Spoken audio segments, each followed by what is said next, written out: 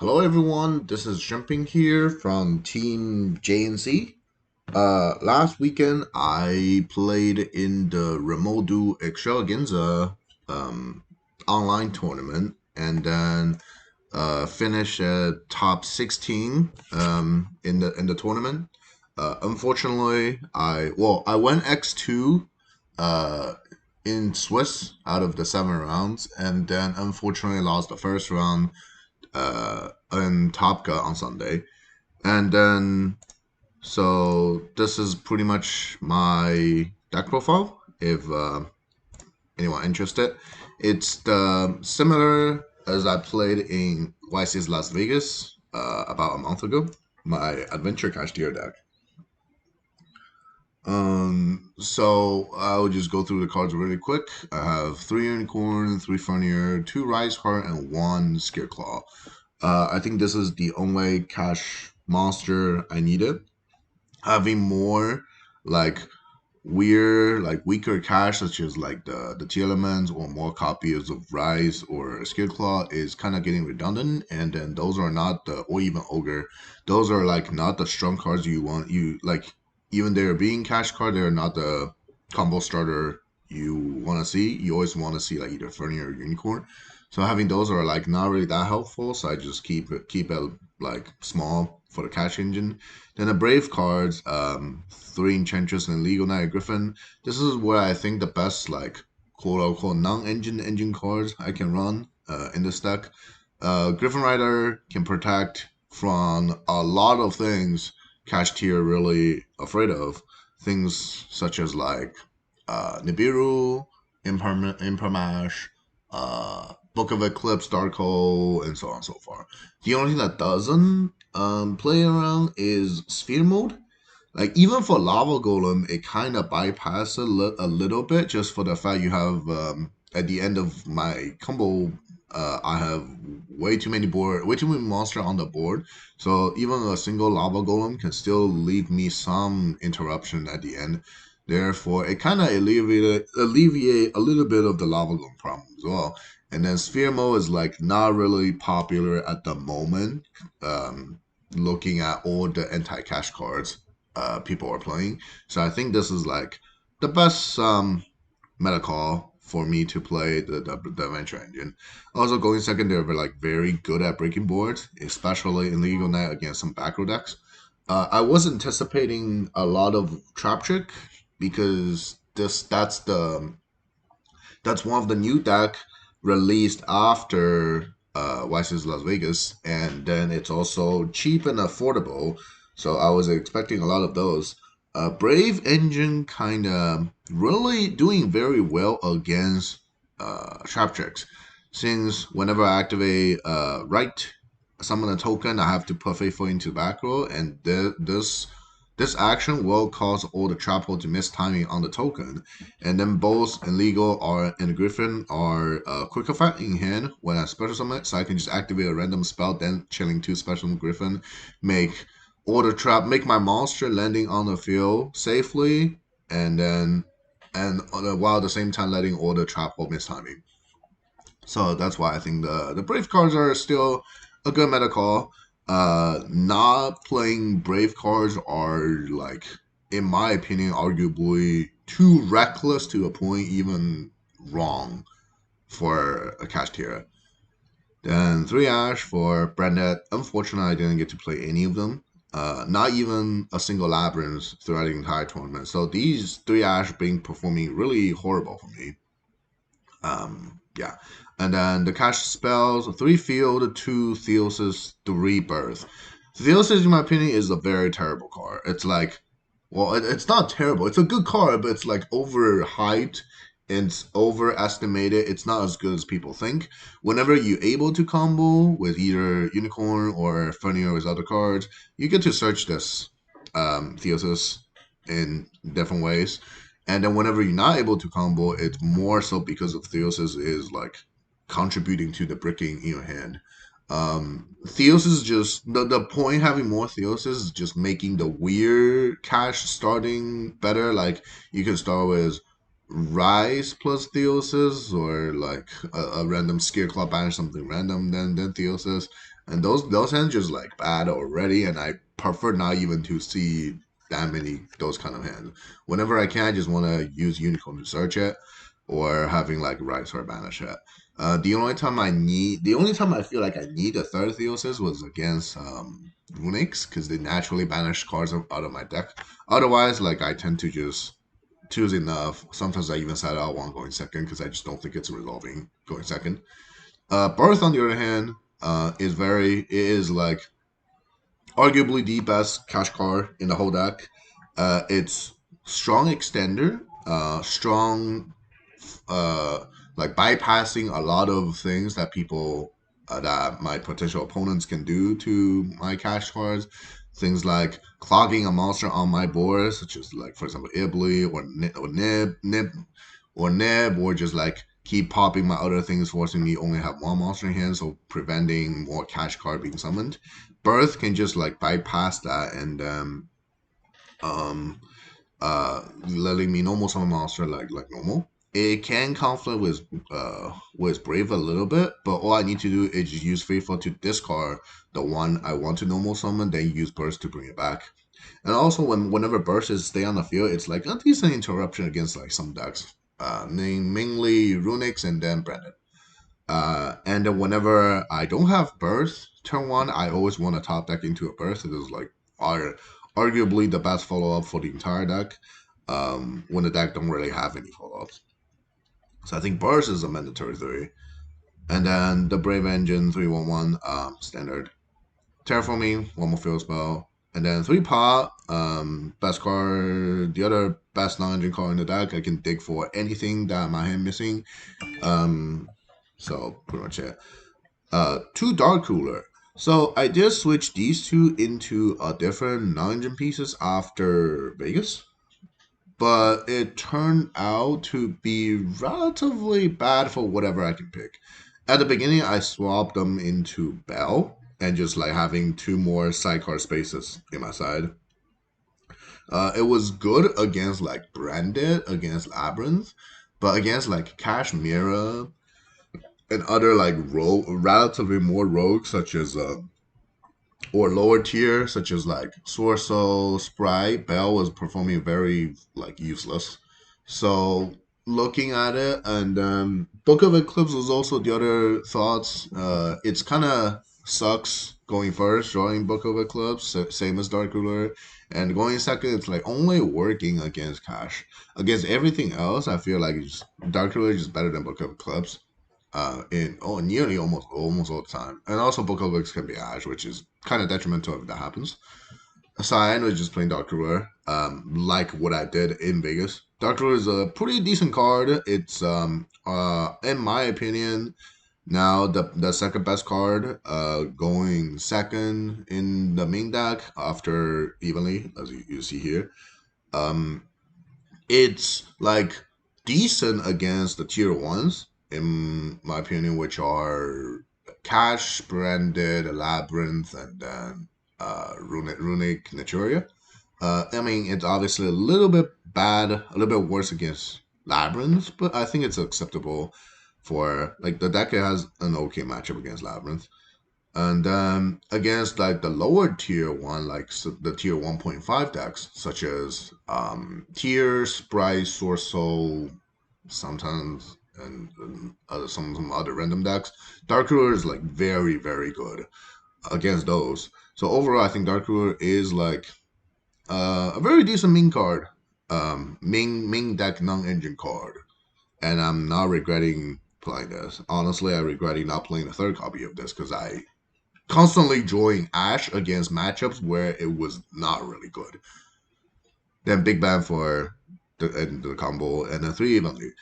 Evenly is currently the best non-engine cards possible to be played in the main deck. Just for the simple fact that the format is quite diverse, so you don't know if your opponent gonna be monster centric or a back row centric deck, and Evenly can just bypass that question and just being used almost all the time. just for the fact like Lightning Storm mainly only clear back row, and then Dark row mainly only clear monster, and evenly can just do both. And then some decks can like almost auto lose to evenly, such as like Labyrinth, if they if evenly resolved. And some other decks like really don't want to take an evenly like Branded. It's the only deck that in the top tier that bypass evenly are like Runics because they just keep Fountain, and then maybe Sprite because they can easily negate it. It also like in the current format, not many decks, nearly no decks in tier one at least put out like hard negate on the board. So evenly can resolve like a good amount of time. And the extra deck, oh wait, this is not here. Uh, I took out a Lucky Seven and then putting three Arise Heart. I after testing more, I realized Arise Heart, the third Arise Heart can come up in what's called a mirror match, where like situation being I made the first one turn one, and then my opponent cracked the board, but when they're cracking it, they took away the second one. So then now turn three, I'm out of Arise Heart if I only play two. So situations like this can happen, or if like I force to Ash when while a unicorn is doing things, and then unicorn take away the first one, then their diablosis take the second one, then I'm out of our alright. Sorry if I only have two. Or situation be like when I'm going first, I was comboing, but I don't want to just go single or rise hard pass. I end up making a right. I'm making Shangri La, and then make a raw like hard to make an Arise Hard with three level sevens under the Shangri La. Then I get nibbed. I use Birth to make another Arise Hard using the effect. At that point, I'll be using both of my Arise Hard going first, and I will prefer to have a third Arise Hard for follow up. So I think Arise Heart itself is like a mandatory three for those kind of situations. And on the other hand, Shangri-La is enough at two because half of the time I do hard to make Arise Heart, and then that was still decent enough. But Shangri-La is like it's a little bit hard to trigger, so I think two is enough. Then Diablosa's Big Eye, Dark Arm is pretty much staple to those because mirror matches. Two Lingrible, I've seen a lot less Iblis, but I don't want to be like kind of auto losing, don't even have any outs to it. So I still decide to keep them. Half of the time they're just getting banished by pod, which is, yeah. Goliath for the banishing by pod, then a Rise or take it to get the buff, which can play around like Dark Hole and Regeki sometimes. Donner for the clearing my monsters, and the BRS link just as like a non-exceeds boss monster I can make that sometimes some decks have a hard time to out it, which is it hasn't come up often enough recently, so I don't know about this one. And then but I'm still glad I'm playing this. Then the side deck, three Bell. Bell is, in my opinion, the second best hand trap in the format. It covers more decks than I initially imagined. It covers nearly everything except the mirror in the tier one. So branded when they're doing explosion lock, if they don't care about playing around Bell, they can get punished very hard by Bell. Also, Bell just works against like naturally works against a lot of branded cards existing, such as like uh, branded red, uh, like branded banishment, and another thing. And against Runics, obviously they're good. To stop Fountain or and stop like Natura cards. Against Labyrinth, this can negate Big Welcome, so it's like this along with Ash can shut down a go very well for their ways to put monster on the board. So it allows me to like slowly beating down. Three Dark Hole for a mirror match. This also covers situation where my opponent give me an ability, so I can just Dark Hole more so clear my own board while also like doing some damage to my opponent's board. And it's also decent against like other decks such as Despia something sometimes. Cosmic for Runix. Arguably the best card against Runix because Fountain just very vulnerable against this card. Hey Chune is something I played since Vegas. Um, it was okay. It's like a big. It's like because the Labyrinth player I play tested with has a car I think is this thing. No, it's a booby. I forgot. Some trap cards I forgot the name saying like it can when it destroyed by card effect, it can reset some of the traps back from the graveyard, therefore making Lightning Storm and Feather Duster really useless. And then so I was looking at non-destruction removal after evenly, and then Heishune just become one of the option. Cash's attack naturally isn't the losing damage to floodgates because my monster are big and Furnier can just easily clear it. So force them to have only floodgates left is good enough for me. So all I need to do is just hate Shune, they flip like a Golden, I drop a Furnier from their battle phase, kill the Golden, main phase to a full combo, and then that just be good enough. So I think this is I still really like it. I don't think I'll take it out anytime. Then the four strong trap going first, a pointer and judgment. They're just the strongest card. The trap cards I can play going first to take out like these cards. And then I do like I even when I'm not like full combo, just having Griffin with like a Furnier and a Judgment is like a very decently strong board, and it can give my opponent a lot of trouble. Actually, no, there should be. It was the last card. It wasn't three Cosmic. It was two Change of Heart. I took out a Cosmic because I think there wasn't that many Runic as I looking in the format, and then I realized I need a little bit more things for mirror match besides Darkhold, so I ended up putting a Change of Heart. Remember, like earlier, I said I doing like the last couple of weeks, I took out Dark Ruler for and moved the bells, and those two spots become like Change of Heart and Mind Control. Unfortunately, I couldn't fit Mind Control into the side after adding the Dark Ruler back. So, but I still get to keep the Change of Heart. I think this is like another good thing to have.